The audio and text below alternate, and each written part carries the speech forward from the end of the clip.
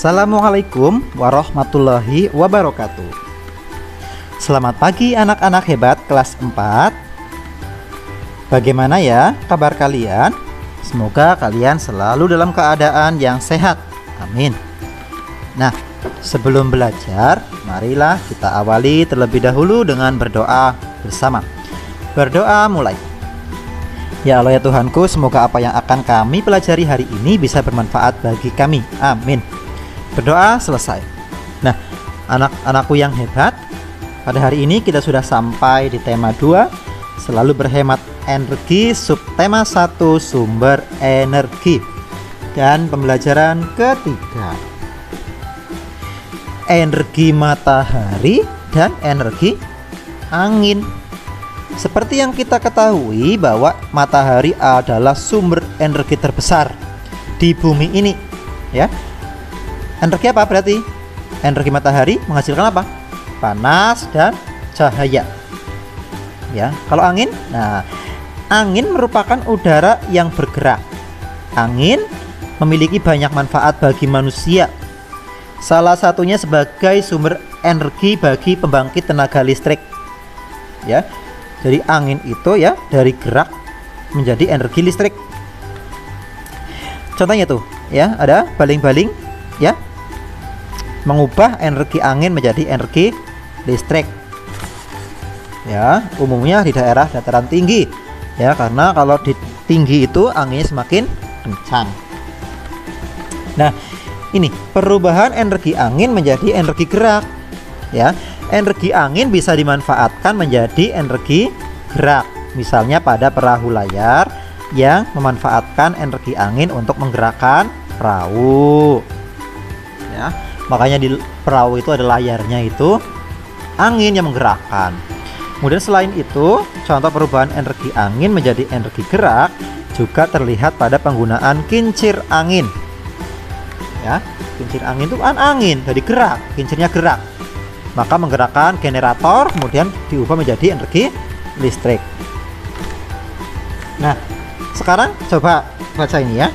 Benny ingin membuktikan bahwa matahari sebagai sumber energi yang penting untuk kelangsungan makhluk hidup. Ayo kita bantu Benny untuk membuktikannya. Lakukan percobaan ini di luar kelas. Nah, ini ya. Nanti kalian di rumah coba praktekkan seperti yang Benny lakukan. Apa yang dipraktekkan ini? 1. Basahi 2 helai sapu tangan, 2 lembar tisu, dan 2 lembar kertas. Ya, siapkan ya, berarti sapu tangan, tisu, dan kertas.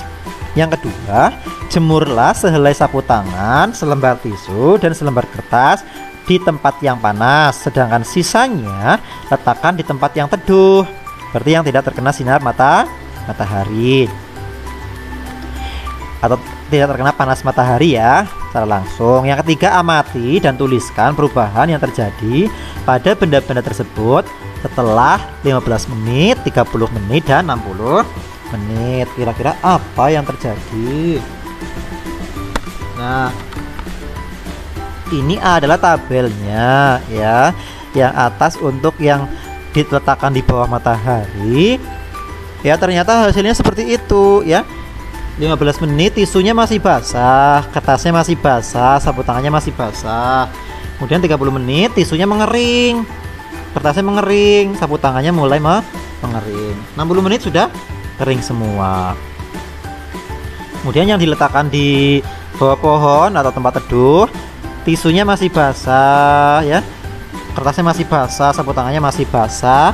30 menit masih basah semua, 60 menit mulai mengering, tapi sapu tangannya masih basah karena tebal ya kan. Jadi beda dengan kertas dan tisu. Nah, apakah ada perbedaan antara benda-benda yang dijemur di bawah sinar matahari dan yang diletakkan di tempat teduh? Ada ya. Benda yang diletakkan di bawah sinar matahari lebih cepat kering dibandingkan benda yang diletakkan di tempat teduh. Ya. Kira-kira apa penyebab mereka bisa berbeda? Nah, tisu, kertas, dan sapu tangan yang dijemur di bawah sinar matahari akan lebih cepat mengering Karena energi panas yang diberikan oleh matahari mengakibatkan suhu udara meningkat. Ya, meningkatnya suhu udara ya berarti anginnya panas. Akan membuat air menguap lebih cepat dan molekul air akan lebih cepat berpindah ke udara. Jadi air di tisu yang basah itu akan menguap ke atas. Sedangkan tisu, kertas, dan sapu tangan yang dijemur di tempat teduh lebih lama kering karena tidak terkena panas matahari langsung, sehingga penguapan air pada benda-benda tersebut lebih lama. Nah, ini kesimpulannya. Tadi sudah percobaan, sekarang kesimpulannya apa ya? Nah, yang pertama, panas matahari membantu penguapan air yang terdapat di dalam benda-benda seperti sapu tangan, tisu, dan kertas. Yang kedua, benda yang dijemur di bawah matahari langsung lebih cepat kering karena mendapat energi panas yang cukup besar. Yang ketiga, benda yang dijemur di tempat yang teduh akan memakan waktu yang lebih lama untuk kering karena tidak terkena panas matahari langsung. Dan yang keempat, air dapat menguap bila terkena energi panas. Nah, itu adalah kesimpulan dari percobaan yang telah kita lakukan. Nah, ya, yang selanjutnya kita akan mencoba untuk mengidentifikasi informasi dalam sebuah teks petunjuk. Ya, teks petunjuk biasa juga disebut dengan teks deskripsi. Apa itu? Kok deskripsi sih ya? Teks petunjuk kok deskripsi. Kalau deskripsi itu mendeskripsikan sebuah benda atau barang gitu ya. Teks prosedur ya, petunjuk. Cara mengidentifikasi informasi dalam teks petunjuk itu dengan apa? Membaca intensif atau membaca memindai. Nah, coba ini ada petunjuk. Yang pertama, ungkapkan salam dengan hormat kepada tuan rumah. Ini masih acak ya anak-anakku yang hebat. Nanti coba kira-kira yang urut bagaimana. Yang pertama, ungkapkan salam dengan hormat kepada tuan rumah. Yang kedua, apabila sudah dipersilahkan duduk, duduklah dengan sopan di tempat yang sudah tersedia. Yang ketiga, jabatlah tangan tuan rumah sebagai tanda persahabatan. Dan yang keempat, pencetlah bel rumah atau ketuklah pintu dengan sopan. Yang kelima, ucapkan terima kasih atas kesediaan tuan rumah untuk menerima kehadiran Anda.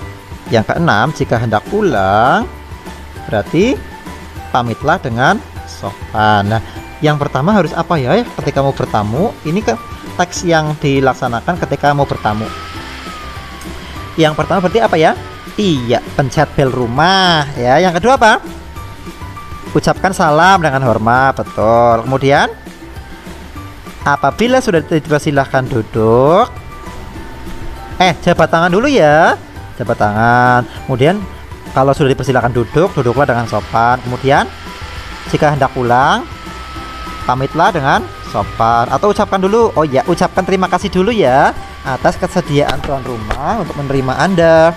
Kemudian terakhir, jika hendak pulang, pamitlah dengan sopan. Nah, itu dia ya.